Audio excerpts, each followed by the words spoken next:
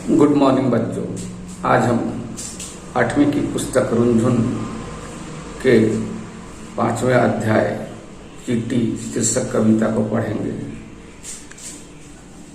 चींटी को देखा वह सरल बिरल काली रेखा, तम के तागे सी जो हिलडुल, चलती लघुपथ पल पल मिलजुल, वह है पिपीलिका माती, देखो ना किस भांति काम करती वह सतत, कन कन करके चुनती अविरल। तो इस पंक्ति का अभी हम भावार्थ जानेंगे।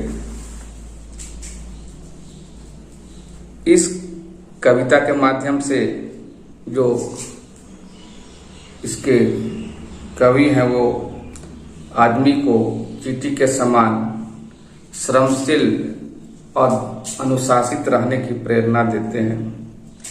वे इन पंक्तियों में कहते हैं, आपने चींटी को देखा है, वह एक दूसरे से मिलजुल कर अपने छोटे पैरों के सहारे हिलते डुलते सीधी पतली काली रेखा के समान अंधेरे में भी चलती रहती है।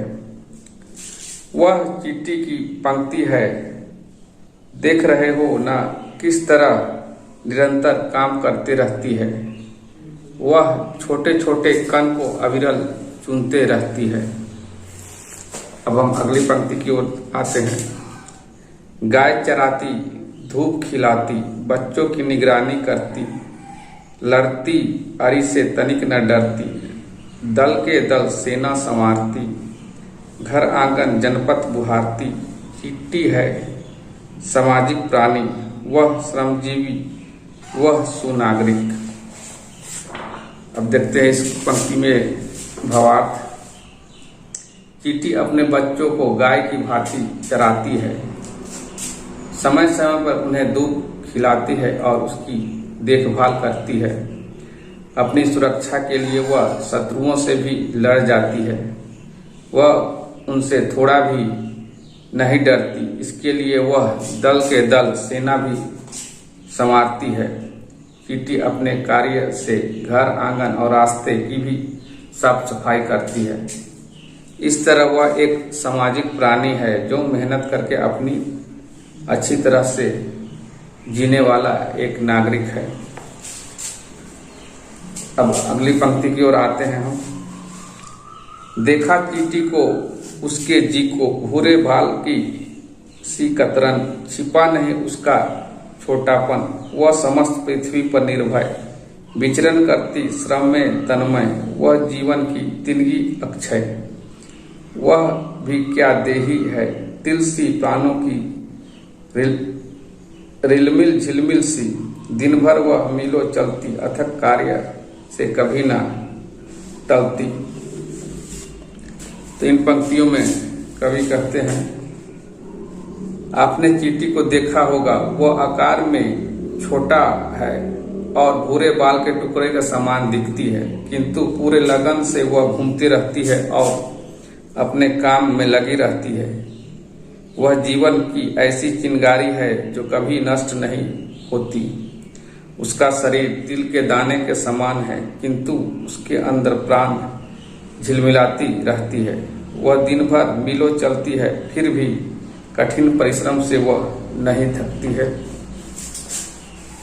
इस कविता के कवि हैं सुमित्रानंदन पंत। अब हम आते हैं इसके अभ्यास प्रश्नों की ओर। अभ्यास खंड का इसमें जो पहला दिया गया है, कुछ शब्द दिए गए हैं जिसका आपको श्रुति लेकर कक्षा में कराया जाएगा। आप शब्दों को याद करके कक्षा में आए। अब दूसरे प्रश्न की ओर आती है। दूसरे प्रश्न का पहला क नंबर का जो प्रश्न है वह है, इस कविता के रचनाकार कौन है? तो इस कविता के रचनाकार सुमित्रानंदन पंत हैं। ख नंबर का प्रश्न देखते हैं, कवि किसे देखने की बात कर रहे हैं? तो यहाँ कवि चींटियों की पंक्ति को देखने की बात कर रहे हैं। ग, कवि ने श्रमजीवी किसे कहा है? तो इसका उत्तर होगा, कवि ने चींटियों को श्रमजीवी कहा है।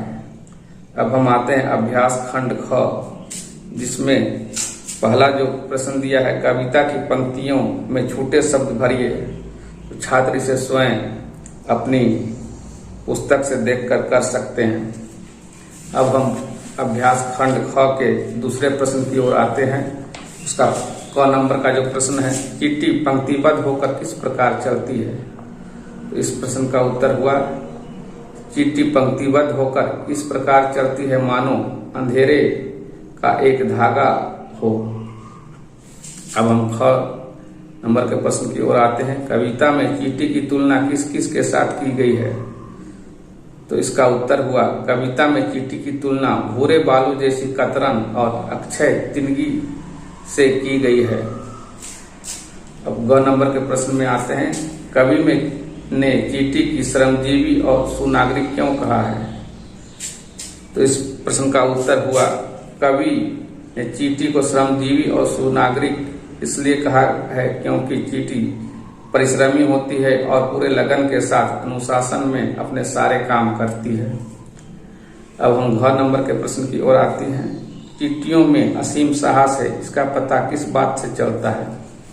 तो इस प्रश्न का उत्तर हुआ, चींटियां बिना थके दिन भर व्यवस्थित रूप में अपना काम करती है, इससे पता चलता है कि उसमें असीम साहस है। अब हम यहाँ तीसरे प्रश्न की ओर आते हैं। इन पंक्तियों के अर्थ स्पष्ट कीजिए। गाय चराती, धूप खिलती, बच्चों की निगरानी करती, लड़ती अरी से तनिक न डरती, दल के दल सेना संवारती, घर कार्य जनपद बुहारती।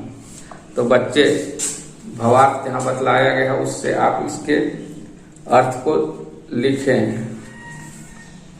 अब हम आते हैं अभ्यास खंड ग, जिसमें कुछ पाठांश दिए गए हैं। उसके आधार पर आपको प्रश्न को हल करना है।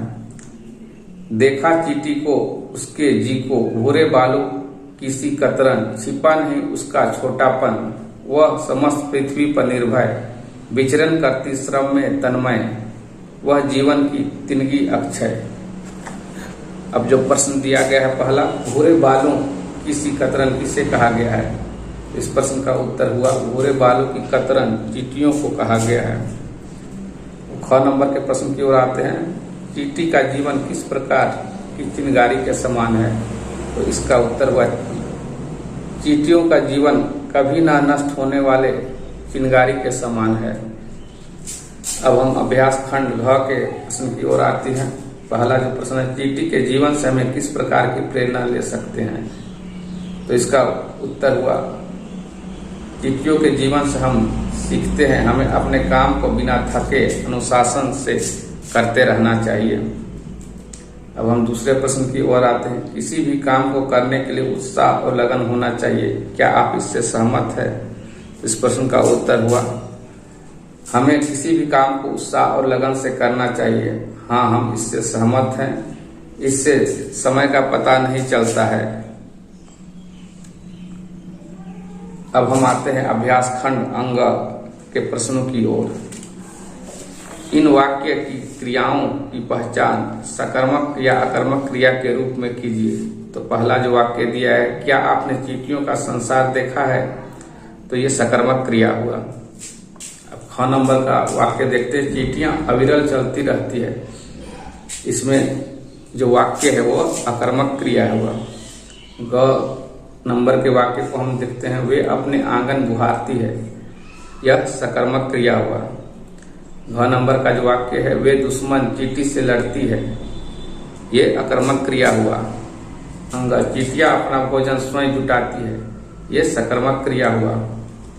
चींटियां आपस में एक दूसरे की सहायता करती है, ये सकर्मक क्रिया हुआ। 6 नंबर का वाक्य, क्या तुमने चींटियों को देखा है, ये सकर्मक क्रिया हुआ। अब हम दूसरे प्रश्न की ओर आते हैं। इन प्रश्नों के लिंग लिखिए। क नंबर का जो शब्द है रेखा, ये स्त्रीलिंग है। ख नंबर का जो शब्द है धूप, ये स्त्रीलिंग है।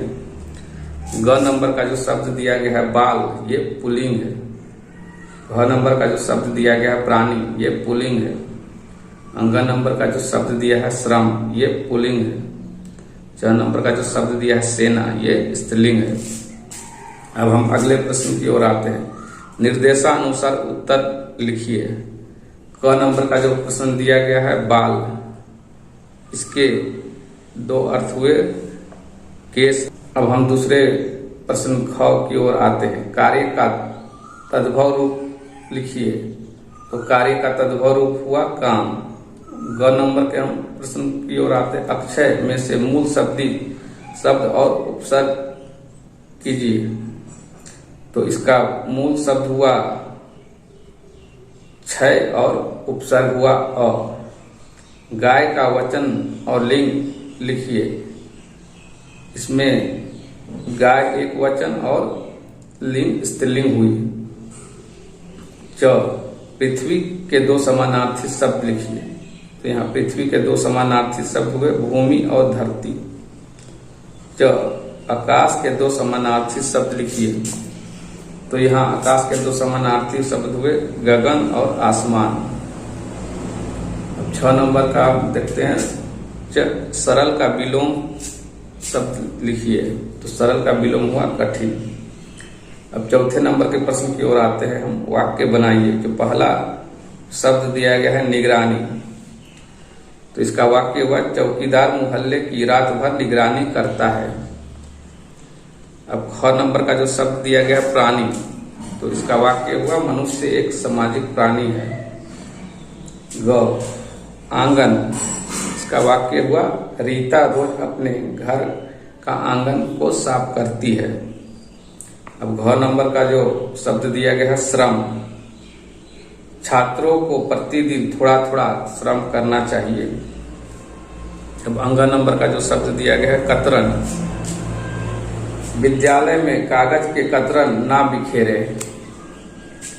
च नंबर का जो शब्द दिया गया है कार्य, हमें रोज कार्य करने की आदत डालनी चाहिए। तो बच्चों, अभ्यास प्रश्न समाप्त हो गया। आप इस अभ्यास प्रश्न को अपनी जो उत्तर पुस्तिका है इस पर लिखें और याद करें। आज के लिए इतना ही। धन्यवाद।